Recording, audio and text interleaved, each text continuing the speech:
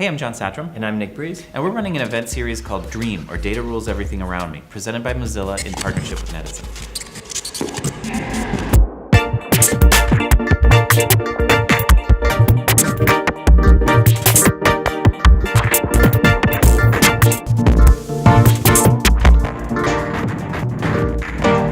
We recently held our second conversation in the series with Harlo Holmes, the Director of Newsroom Digital Security at the Freedom of the Press Foundation. She's an expert on privacy and security online, and we sat down with her to discuss how we should be considering these issues today. It used to be the case that only folks like hackers and journalists and activists and secret agents cared about digital security tools, but now we're all regularly reading headlines on the latest hacks and privacy abuses and leaks, from government surveillance to corporate exploitation. And so now there's more of an increase in demand on user-friendly, privacy-conscious apps. We're lucky that it's easier than ever to run a VPN or set up a password manager or even chat with end-to-end encryption. But that doesn't mean that if you set up a LastPass or OnePass account or chatting on WhatsApp or Signal that we can take this stuff for granted. Harlo explained that in order to keep progress on the privacy front going, it's worth looking at how these apps got to this point. Yeah, and asking questions like, why are big tech companies concerned with end-to-end encryption nowadays? Right, that's when we can start to sort of demand more from these companies. And take full advantage of the privacy upgrades. Right, that's when we realize that we should change our security defaults, or insecurity defaults as Harlo calls them. A lot of the change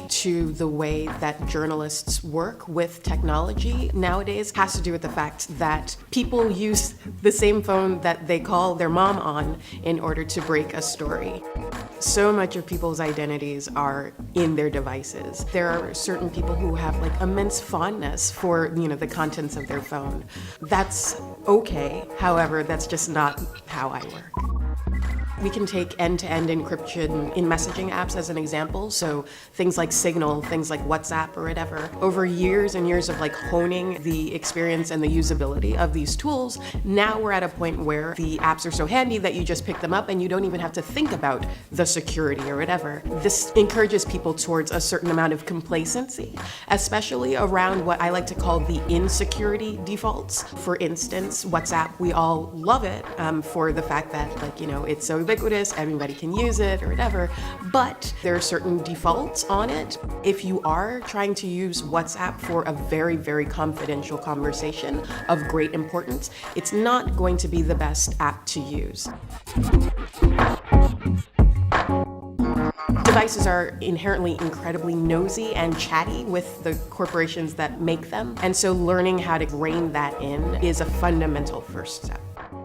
I think one of the most important things to do is continue to push back on these corporations when they step out of line. We can actually say, you are now responsible to us. Now, so much of the battle is walking into their offices, kicking down the doors and saying, this is how things should work.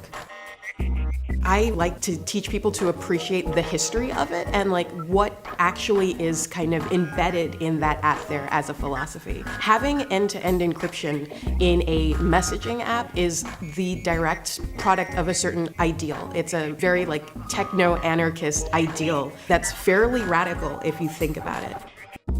When Signal first got started, this was a tool that was designed with this radical idea in mind for helping people who absolutely need to have privacy and confidentiality. People dissidents and human rights activists and journalists in places around the world where that had been absolutely impossible because the surveillance culture was so strong and so pervasive. But there wasn't really a satisfying and long-living funding strategy that can ensure that this ideal would live on.